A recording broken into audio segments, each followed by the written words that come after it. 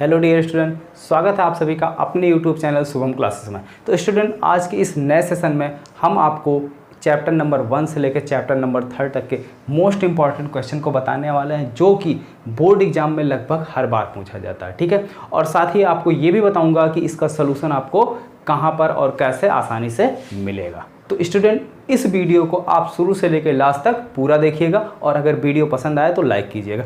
मैं आज की इस वीडियो का टारगेट रखता हूं 200 लाइक। ठीक है, तो आइए देखिए, स्टार्ट करते हैं। इसमें टोटल हम आपको चैप्टर 3 तक पढ़ा चुके हैं। ठीक है, चैप्टर नंबर 1, 2, 3। चैप्टर नंबर 1 का मतलब है प्रकाश। ठीक है, जो आपका 10वां चैप्टर, 11वां और 12वां, यानी विद्युत धारा तक आपका जो है अच्छे से कंप्लीट हो चुका है। अब प्रकाश की अगर हम बात करें, प्रकाश का परावर्तन तथा अपवर्तन में सबसे मोस्ट और इम्पॉर्टेंट क्वेश्चन है, पहला क्वेश्चन है कि दर्पण द्वारा प्रतिबिंब बनने के नियम को किरण आरेख द्वारा समझाइए। तो याद होगा आपको, जब ये चैप्टर हम पढ़ा रहे थे तो हर एक दर्पण द्वारा, चाहे आपका उत्तल दर्पण हो या अवतल दर्पण हो, दोनों दर्पणों की वजह से हमने आपके पूरे किरण आरेख को अच्छे से समझाया था और लास्ट में एक समरी भी लिखा था। ठीक है, दूसरा क्वेश्चन है कि प्रकाश के अपवर्तन के नियम को लिखिए। हाँ, ये क्वेश्चन जो है कभी कभी ऐसे पूछा जाता है, लेकिन ज़्यादातर बोर्ड एग्जाम में आपको इस नाम से पूछा जाता है। ठीक है, तो आपको कंफ्यूज होने की ज़रूरत नहीं है कि स्नेल का नियम क्या है। प्रकाश के अपवर्तन का नियम ही स्नेल का नियम है।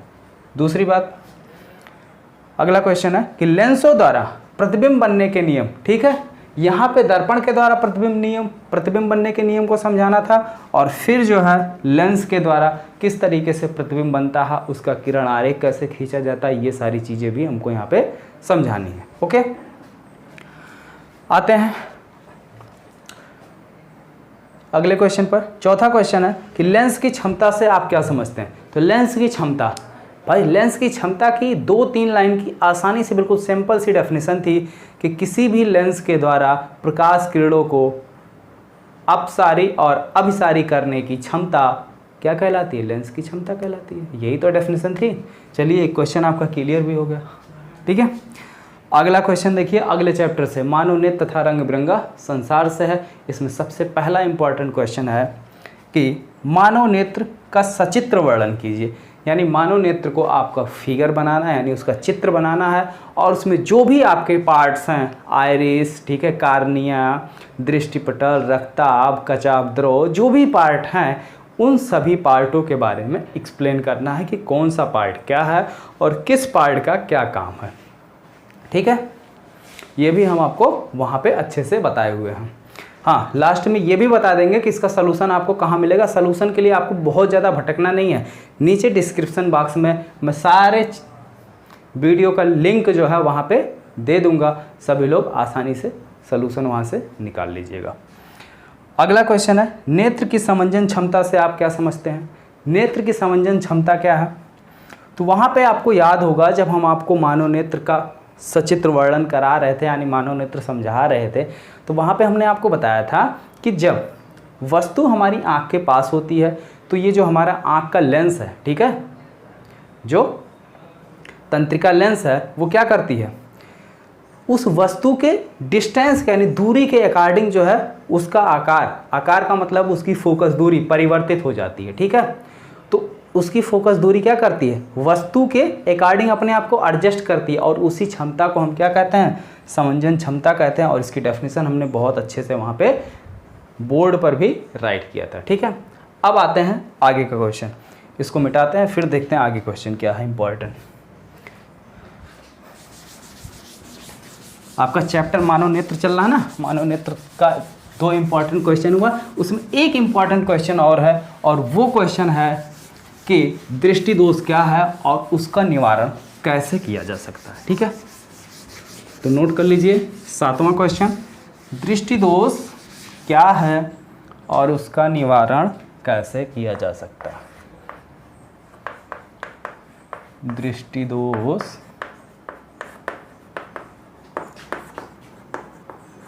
क्या है और उसका निवारण कैसे किया जा सकता है, कैसे किया जा सकता है। ठीक है, अगला क्वेश्चन है, अगला क्वेश्चन जो है आपके अगले चैप्टर यानी विद्युत धारा से है। तो चलिए पहले हम क्वेश्चन को राइट कर लेते हैं जिससे आपका समय बचेगा। ठीक है, ठीक है, तो क्वेश्चन राइट हो गया। अब देखिए यहाँ तक हो गया था। 8वां इंपॉर्टेंट क्वेश्चन है कि वैद्युत विभव और विभवांतर से आप क्या समझते हैं। वैद्युत विभव किसे कहते हैं और विभवांतर का क्या मतलब होता है, दोनों का डेफिनेशन आपको लिखना है। ठीक है, अगला है ओम के नियम को समझाइए। भैया इसको तो आपको कभी मिस ही नहीं करना है, बहुत ज़्यादा इंपॉर्टेंट क्वेश्चन है ओम का नियम। ठीक है, ओम का नियम अगर किसी को आ गया तो समझ लीजिए ओम का नियम और प्रतिरोधों का संयोजन, ये दो टॉपिक अगर आपने अच्छे से समझ लिया तो आपका जो चैप्टर नंबर 12, ठीक है, क्या है, विद्युत धारा, इसका जो है 50% आपने कवर कर लिया है। ठीक है, इसी दो पार्ट से अगर आप ओम का नियम और प्रतिरोधों का संयोजन ये दोनों चीज़ें अच्छे से समझ गए हैं तो आपने इस चैप्टर को समझ लीजिए 50% कवर कर लिया है।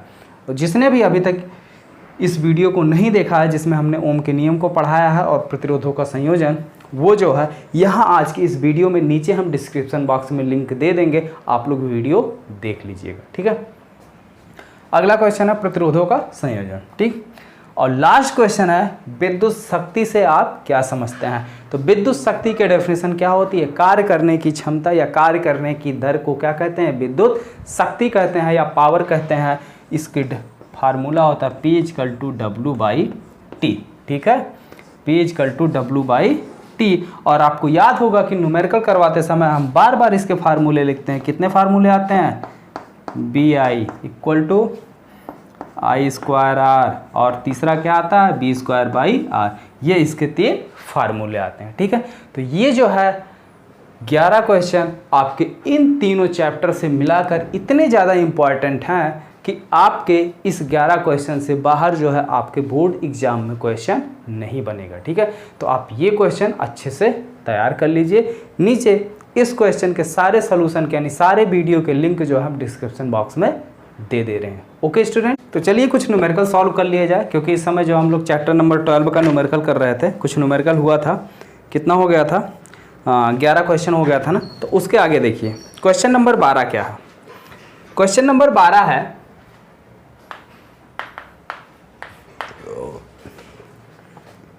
कि 220 वोल्ट की विद्युत लाइन पर उपयोग किए जाने वाले बहुत से बल्बों का अनुमातांक कितना है, 10 वाट। यानी शक्ति जो है कितनी है, P बराबर 10 वाट। और कितने वोल्ट से इसको कनेक्ट किया जाता है, विभव 220 वोल्ट। तो हर एक बल्ब का प्रतिरोध कितना हो जाएगा, प्रतिरोध R बराबर क्या हो जाएगा, क्या फार्मूला होता है, पावर। अभी नीचे जो है लास्ट हमने बताया क्या होता है, B²/R। तो यहाँ से R बराबर क्या हो जाएगा, B²/P। ठीक है, तो B² की वैल्यू रखो, कितनी है, 220 × 220 बटे P का मान कितना, 10। अच्छा हाँ, कुछ स्टूडेंट कमेंट कर रहे थे कि सर क्वेश्चन को पूरा पढ़ा कीजिए, हमारे पास NCERT की बुक नहीं है। तो ध्यान से देखिए, क्वेश्चन पूरा पढ़ दे रहे हैं कि 220 वोल्ट की विद्युत लाइन पर उपयोग किए जाने वाले बहुत से बल्बों का अनुमातांक 10 वाट है। यदि 220 वोल्ट लाइन से अनुमत अधिकतम धारा 5 एम्पियर है तो इस लाइन में दोनों तारों के बीच अधिकतम कितने बल्ब पार्श्व क्रम में जोड़े जा सकते हैं। और पार्श्व क्रम का मतलब होता है, क्या होता है, समांतर क्रम। ठीक है, क्लियर हो गया। तो ये इतनी चीज़ें दी हुई है। हम प्रतिरोध निकाल लेते हैं। 1 0 से 22 × 22, 22 दूना 44 और 22 दूना 44 4 48। ठीक है, ये आपका क्या आ गया, गुणनफल आ गया। और 1 0 बचा है तो इस 0 को भी हमने यहाँ पे आगे बढ़ा लिया। ठीक है, अब देखते हैं प्रतिरोध निकल आया। तो जो हमारे 220 वोल्ट भाई घर में जो सप्लाई होती है उसमें क्या होते हैं, 2 तार होते हैं ना। ठीक है, अब अगर हमें बल्ब को लगाना होता है तो एक इसमें जोड़ते हैं, एक इसमें जोड़ते हैं ना, ऐसे ही कनेक्ट करते हैं। तो यही हमसे पूछ रहा है कि इसके बीच में कितने बल्ब हम लगा सकते हैं। ठीक है, तो मान लेते हैं इसके बीच में हम कितने बल्ब लगा सकते हैं, N बल्ब लगा सकते हैं। ठीक है, कितने लगा सकते हैं? माना दोनों समांतर तारों के बीच n बल्ब लगाया जा सकता है, n बल्ब लगाया जा सकता है। ठीक, तो एक बल्ब का प्रतिरोध कितना है? 4840 ओम एक बल्ब का प्रतिरोध है। ठीक है, तो n बल्ब का प्रतिरोध कितना हो जाएगा? तो R टोटल 1/R टोटल, और इसको कैसे लगाना है? पार्श्व क्रम यानी समांतर क्रम में। समांतर क्रम का फार्मूला क्या होता है? कितनी बार इसको लगाया जा रहा है? n बार। तो स्टूडेंट इतनी बात क्लियर हो गई आपको? ठीक है, कितनी बार है ये? n बार। ठीक है, तो अब देखो सभी का हर बराबर है, तो अंश आपस में क्या होगा? जुड़ जाएगा। अंश कितनी बार जुड़ेगा? 1 + 1 + 1 + 1 कितनी बार? n बार। अब जैसे सोचो 1 + 1 + 1 आप 5 बार करते हैं तो कितना आएगा? 5। यानी 1 को 5 बार जोड़ोगे तो 5 आएगा, या सीधे 5 से 1 में गुणा कर दो, कितना आ जाएगा? 5। तो वही काम यहाँ कर रहे हैं। 1 को अगर हम n बार जोड़ेंगे तो कितना आ जाएगा? n। कितना आ जाएगा? n। तो 1/R टोटल इक्वल टू कितना मिल गया हमको? n/R। तो ये इम्प्लाइज करेगा, इसको पलट दोगे तो क्या हो जाएगा? R total. ठीक है, R टोटल बराबर कितना हो गया? R/n। ठीक है, तो कुल प्रतिरोध हमारा कितना आ गया है? R/n, और R का मान कितना? 4840/n। क्लियर? अब कह रहा है कि परिपथ में अधिकतम धारा I का मान दिया है, कितना है? 5 एम्पियर। कितना है? 5 एम्पियर। अब ओम का नियम लगाओ। ओम के नियम से, ओम का नियम क्या है? धारा I बराबर क्या होता है? B/R। या अगर भूल गया है कि B का क्या फार्मूला होता है, I का क्या फार्मूला होता है, तो तुरंत हमने बताया वेन डायग्राम बनाओ। ठीक है, इसको ऐसे 3 पार्ट में डिवाइड करो। एक तरफ लिखो B, यहाँ पे I, यहाँ पे R। तो आपसे पूछ रहा I बराबर, तो I को ढक लो, बचा क्या? B/R।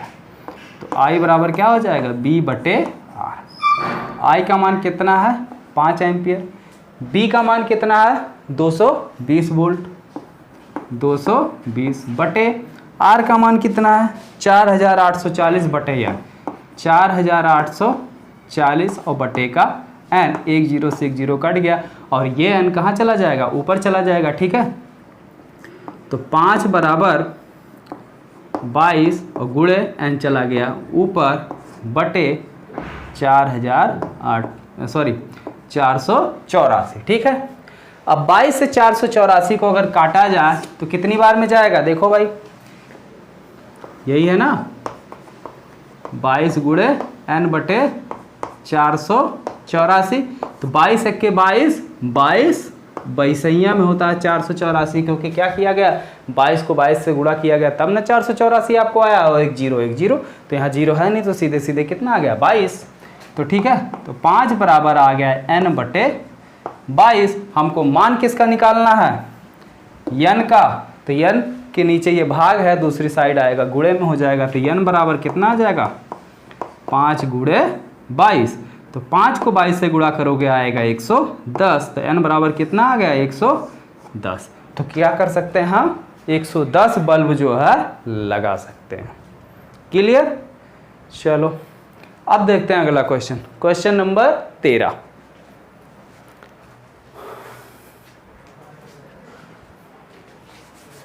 स्क्रीनशॉट ले लो, अगर किसी ने नहीं नोट किया तो नोट कर लो, या फिर फट से स्क्रीनशॉट ले लो। हो गया?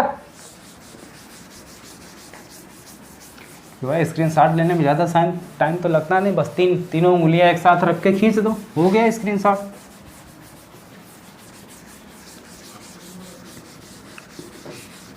ये जो क्वेश्चन बता रहे हैं ये इस चैप्टर के सबसे ज़्यादा इम्पॉर्टेंट क्वेश्चन हैं। ठीक है, ये अलग टाइप ऐसे इम्पॉर्टेंट क्वेश्चन है जो आपसे एग्जाम में पूछे जा सकते हैं। और इससे ज़्यादा टफ क्वेश्चन कुछ और हो नहीं सकता। ठीक है, अगर पेपर आपका कैसा भी बने, जो भी क्वेश्चन हम आपका करवा रहे हैं, इससे बाहर आपका कोई भी क्वेश्चन नहीं आएगा। ठीक है, सारे क्वेश्चन आप अगर अच्छे से कर लेते हैं तो पूरा पेपर आप आसानी से कर जाओगे यार, कोई दिक्कत नहीं है।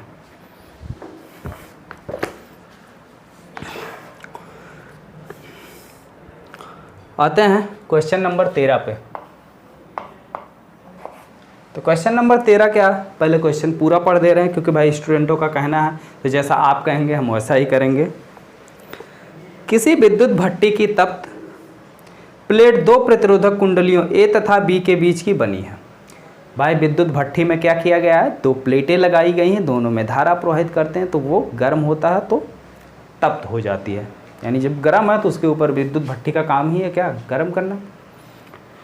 तो किसी विद्युत भट्टी की तप्त प्लेट दो प्रतिरोधक कुंडलियों ए तथा बी की बनी है, जिनमें प्रत्येक का प्रतिरोध जो है वो दिया है 24 ओम है, तथा इन्हें पृथक पृथक यानी अलग अलग श्रेणी क्रम में फिर पार्श्व क्रम में संयोजित किया जाता है। इनको अलग अलग पहले श्रेणी क्रम में जोड़ा जाता है, फिर जो है पार्श्व क्रम में जोड़ा जाता है,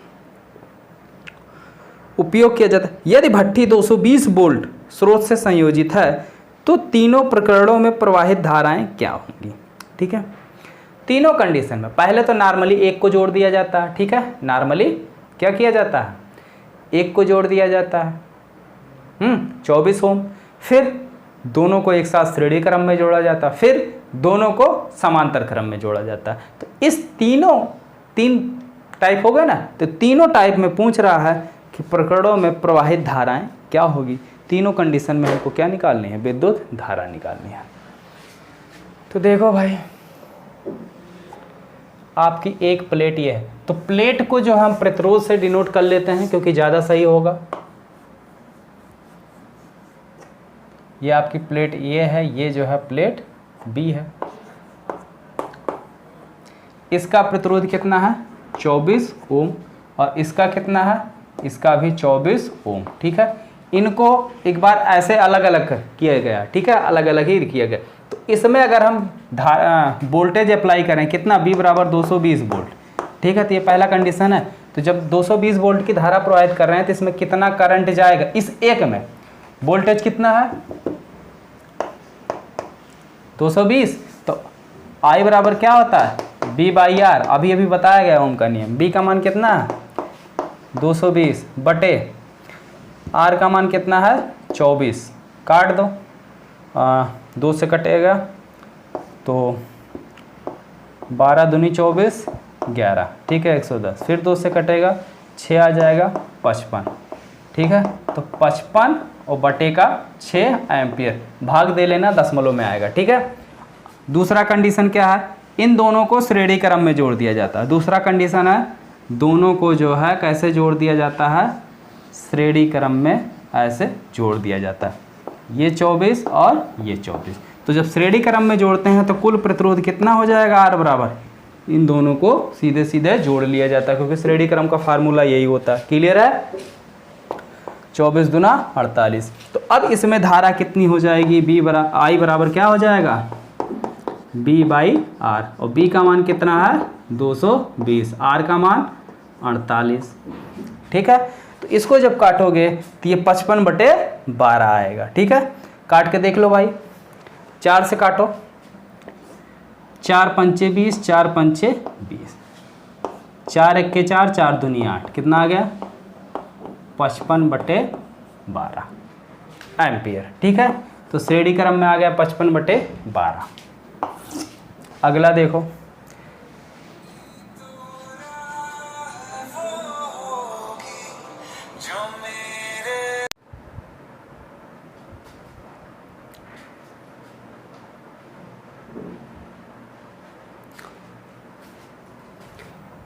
फिर क्या किया जा रहा, इसको समांतर क्रम में जोड़ा जा रहा। तो जोड़ लेते हैं, समांतर क्रम में क्या धारा आएगा, तो समांतर क्रम में इसको कैसे जोड़ते हैं, ऐसे ही ना। ठीक है, क्लियर है कि कोई डाउट है, कोई डाउट हो तो बिल्कुल कमेंट करो। ठीक है, तुरंत हम कमेंट रीड करते हैं। इस तरीके से जोड़ा गया है, इसको कितने से 220 वोल्ट से। ठीक है, अब इसमें प्रवाहित धारा पूछ रहा है। तो भैया सीधी सी बात है, जब हमने आपको बताया था समांतर क्रम संयोजन, तो उसमें बताया था कि जब समांतर क्रम में कोई भी चीज़ जोड़ा जाता है तो दोनों के सिरों के बीच वोल्टेज क्या होगा, समान होगा। दोनों के सिरों के बीच वोल्टेज क्या होगा, समान होगा ना। अलग अलग धारा तो पूछा नहीं है, तुल्य पूछा है, तो दोनों का क्या करो, ये 24 है, ये भी 24 है, तो दोनों का प्रतिरोध निकाल लो। तो ये समांतर क्रम में है। समांतर क्रम में तुल्य प्रतिरोध कितना होता है, अगर इसको हम R1 मान लें, इसको R2 मान लें, तो 1/R इजकल टू क्या होता है, 1/R1 प्लस 1/R2। यहाँ तक क्लियर है, कोई डाउट नहीं है। चलो 1/24 प्लस 1/24, ठीक। हर बराबर अंश आपस में जुड़ गया तो कितना आ गया, 2/24। काट दो, कितना आ गया, 1/12, ठीक है। 1/R बराबर 1/12, तो R बराबर कितना हो गया, 12, ठीक है। प्रतिरोध निकल आया, धारा I बराबर B/R। B का मान 220, R का मान 12, ठीक है। 4 से काट दो, 4 3 12 और 4 5 20, 4 5 20 कितना आ गया, 55/3 एम्पियर, ठीक है। तो तीनों केसों में धाराएं पूछी थी, ये आपके तीनों केसों में धारा निकल कर आ गई, ठीक है। अब इसके आगे 4 क्वेश्चन, 13 हो गया ना, 14 15 16 17, 4 क्वेश्चन आपके और बचे हुए हैं। ये चारों क्वेश्चन एक वीडियो में हम और कंप्लीट कर देंगे, ठीक है। फिर इस तरीके से आपका ये भी चैप्टर यानी चैप्टर नंबर 12 पूरी तरीके से कंप्लीट हो जाएगा, ठीक है।